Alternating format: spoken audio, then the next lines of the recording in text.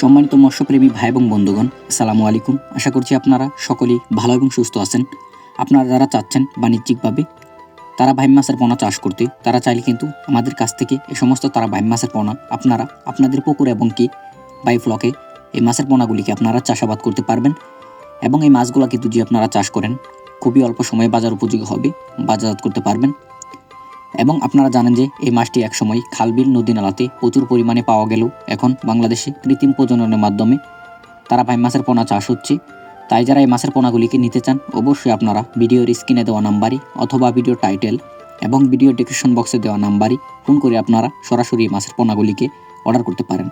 এবং এই মাছটিকে আপনারা চাষে দিলে অবশ্যই আপনারা এক্সট্রা কোনো খাদ্য দিতে হবে না। অবশ্যই এই মাছগুলো প্রাকৃতিক খাবার খেয়ে বড় হয়ে থাকে।